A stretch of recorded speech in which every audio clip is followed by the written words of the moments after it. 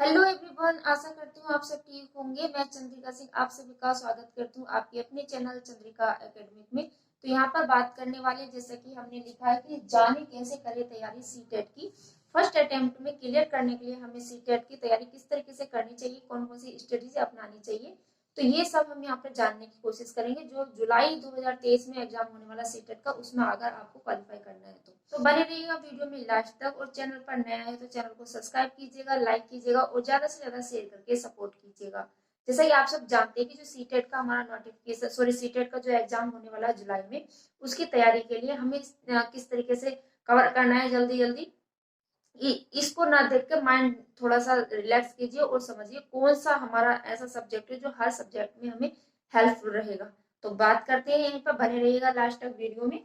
तो जैसा कि आप सब जानते हैं, सीडीपी का फर्स्ट पेपर, सॉरी सीटेट का फर्स्ट पेपर में क्या पूछा था, CDP EVS math first language and second language. ठीक, तो अगर आप सीडीपी में 30 मार्क्स आपने गेन कर लिए, तो ये तो सीडीपी का 30 मार्क्स गेन करने के लिए बहुत ही सरल है, अगर आप अच्छे से समझ गए तो सीडीपी को। सीडीपी की फुल फॉर्म क्या होती है, चार्ट डेवलपमेंट एंड पेडागोजी। जब हम सीटेट की तैयारी करेंगे, सीटेट की में से जो पोर्शन है हमारा सीडीपी का, उसमें हम बाल विकास की तो तैयारी करेंगे, साथ ही साथ पेडालॉजी की तैयारी भी करेंगे। अब ये पेडालॉजी जो शब्द आता है ना, वो हमारे ईवीएस में भी ईवीएस की पेडालॉजी पूछी जाती है, मैथ में भी मैथ की पेडालॉजी पूछी जाती है। और इधर अगर हम सेकंड क्वेश्चन सेकंड पेपर में देखें तो जो सोशल साइंस है या मैथ मैथ एंड साइंस है, इसमें भी इनकी पेडालॉजी पूछी जाती है। तो मान के चलिए, जो अगर सीडीपी के साथ साथ पेडालॉजी हमने अच्छे से तैयार कर ली, तो हमें कितने वो सब्जेक्ट वो हो जाएंगे, 15-15 मार्क्स, मतलब 15 मार्क्स यहाँ पे कंपलसरी हो जाएंगे, ईवीएस में 15 मार्क्स कंपलसरी होगा, ये तो पूरे है। ठीक है, तो सीडीपी और साथ साथ पेडालॉजी अगर अच्छे से समझ ली तो 3-4 हमारे सब्जेक्ट इससे रिलेट हो जाएंगे। ठीक, इसमें सोशोलॉजी सोशोलॉजी भी 30 मार्क्स का पेडालॉजी पूछा जाता है, वो टोटल टोटल कंप्लीट हो जाएगा। लेकिन ऐसा नहीं कि सीधे सारे के सारे सीडीपी के ही क्वेश्चन आ जाएंगे, नहीं, बट हमें एक ऐसा बेस बन जाएगा, हमारी समझ विकसित हो जाएगी कि सोशोलॉजी में अगर इस तरह का क्वेश्चन पूछे ना पेडालॉजी वाला, तो हमने सीटीपी पढ़ी हुई है तो उससे रिलेट करके हम अच्छे से उस क्वेश्चन को हल कर सकते हैं। ठीक है, तो ऐसे ही ईवीएस, अगर ईवीएस में हमें जो हमारे न्यूमेरिकल्स वाले पूछे जाते हैं सीधे, मतलब वो सीधे क्वेश्चन पूछे जाते हैं, तो आप क्या करिएगा, थर्ड से लेके फोर्थ तक की ईवीएस और 6 से लेके 8 तक का सारा का सारा एनसीईआरटी वाली बुक्स है वो कंप्लीट कर लीजिए। और नहीं तो मैं भी यहाँ पर आपको एनसीईआरटी की सारी बुक्स ईवीएस की थर्ड से लेके फोर्थ की one by one chapter by chapter जो हमारे सीटेट में पूछा गया है ईवीएस के लिए, वो सारा का सारा यहाँ पर मैं कराने वाली हूँ, वो कर लीजिएगा, नोट्स बना लीजिएगा साथ साथ में। मैथ में भी ऐसे ही करना है। लैंग्वेज में क्या फायदा रहेगा, अगर लैंग्वेज में आपने फर्स्ट लैंग्वेज में हिंदी चुनी है, तो सेकंड में अगर आपने संस्कृत चुन ली, तो आपको फर्स्ट सिर्फ एक लैंग्वेज की तैयारी करनी पड़ेगी। ठीक है, क्योंकि टोटल हिंदी ही संस्कृत है और संस्कृत ही हिंदी है, टोटल ऐसा होता है। ठीक है, उपसर्ग प्रत्यय ब्लोम सब कुछ इसमें पूछे जाते हैं। और अगर पैसेज आ जाता है, तो वो भी उसके अंदर भी अगर ब्लोम पूछने हैं या कुछ और पूछना है, तो वो भी इसके अंदर तैयारी हो जाती है। तो अगर हिंदी यहाँ पे चुनोगे तो संस्कृत चुन लोगे तो बेटर रहेगा, लेकिन वो आपकी मर्जी है, वो कौन सी लैंग्वेज आपको चुनना है। ठीक है, क्योंकि हिंदी संस्कृत में हेल्प कर जाएगी बहुत ज्यादा, कम नहीं बहुत ज्यादा कर जाएगी। ठीक है, इस तरीके से इस पे आप स्ट्रेटेजी फॉलो कर सकते हो। सेकंड में क्या करना है, वही सीडीपी वाला, सीडीपी आपको अच्छे से पढ़ लेनी है।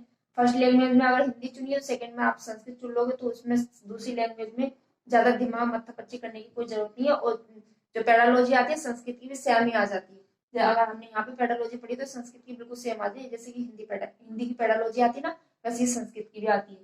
ठीक, ऐसे ही सोशोलॉजी सोशोलॉजी की तैयारी मैं यहाँ पर कराऊंगी आपकी सारी एनसीईआरटी बुकों की, जो टॉपिक्स पूछे जाते हैं ज्यादातर सीटेट के एग्जाम में, क्योंकि बहुत कम यूट्यूबर हैं जो हमारे सोशोलॉजी जो सेकंड पेपर है उसका सोशोलॉजी पार्ट होता है, वो उसकी कम तैयारी कराते हैं। यहाँ पर मैं सारी तैयारी आप सभी को कराऊंगी। तो सोशोलॉजी के 60 मार्क्स हमारे कंपल्सरी, यहाँ से 50 मार्क्स या 45 मार्क्स आप यहाँ से अच्छे से गेन कर सकते हो। तो यहाँ पर पेडालॉजी भी वो है, अगर हमने हिंदी की या सीडीपी वाली हमने करी है, हिंदी की पेडालॉजी हमने पढ़ी है, तो यहाँ पर भी हम कर ले जाएंगे। तो 30 मार्क्स यहाँ के कंपलसरी हो जाएंगे पेडालॉजी पढ़ने से। ठीक, और यहाँ पे भी 15 मार्क्स कंप्लीट हो जाएंगे पेडालॉजी पढ़ने से। और यहाँ पर तो है ही, अगर हम हिंदी की तैयारी करेंगे तो देखा ना, एक सब्जेक्ट 3 सब्जेक्ट पूरे समाप्त हो रहे हैं, ऐसे यहाँ पर भी हो रहा है। ठीक, तो इस तरीके से स्टेज बनाइए कि जो एक सब्जेक्ट है वो कुछ जो सारे सब्जेक्ट है उससे रिलेट कर रहा है, नहीं थोड़ा बहुत ही करनी है। इस तरीके से देख के और तब आप स्ट्रेटजी बनाइए। इस तरीके से मैंने भी देखा था कि जो हमने जब मैंने सीडीपी पढ़ी थी ना, तो उस वक्त मेरे समझ नहीं आ रहा था, लेकिन जब बाद में पढ़ती गई और उसकी पेडोलॉजी पढ़ी, तो फिर दूसरे सब्जेक्ट से मैंने रिलेट किया ना, तो मेरे समझ में एकदम से उस क्वेश्चन में कर लेती थी। इस तरीके से मेरी समझ में आ गया था। तो जो पेडोलॉजी हमारा है सीडीपी वाला, उसको अच्छे से पढ़ लो। हिंदी की जो हमारी क्या है पेडोलॉजी, उसको अच्छे से पढ़ ले तो समझ लीजिए 15 इधर 15 इधर 15 इधर, भाई बहुत सारा क्वेश्चन हम कवर कर ले जाएंगे पेडोलॉजी से ही।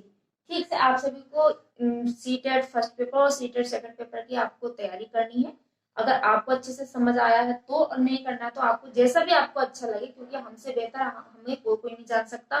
ठीक, यहाँ पर सिर्फ मैंने अपने अनुभव बताए हैं, और आप अपने आप को बहुत अच्छे से बेहतर तरीके से जानते हो, तो सिर्फ मैंने अनुभव बताए हैं और थोड़ा रिलेट अगर कोई चीज अच्छे से कर ली तो वो आपके लिए थोड़ी हेल्पफुल रहे, इसलिए यहाँ पर बताया गया। तो बाकी सारी स्टेजें आप अपने हिसाब से बनाइएगा। तो आज की वीडियो में बस इतना ही, मिलते हैं नेक्स्ट वीडियो में। तब तक के लिए जय हिंद, वंदे मातरम। हंसते रहिए, मुस्कुराते रहिएगा और अपना दिन कंटिन्यू करते रहिएगा। और चैनल पर नए आए तो चैनल को सब्सक्राइब जरूर कीजिएगा, लाइक कीजिएगा, ज्यादा से ज्यादा शेयर कीजिएगा। यदि आप यूपीटेट सीटेट और अदर किसी टीचिंग एग्जाम की तैयारी कर रहे हैं तो भी आप हमारे चैनल को सब्सक्राइब कर सकते हैं और ज्यादा से ज्यादा शेयर करके सपोर्ट कर सकते हैं। जय हिंद, वंदे मातरम।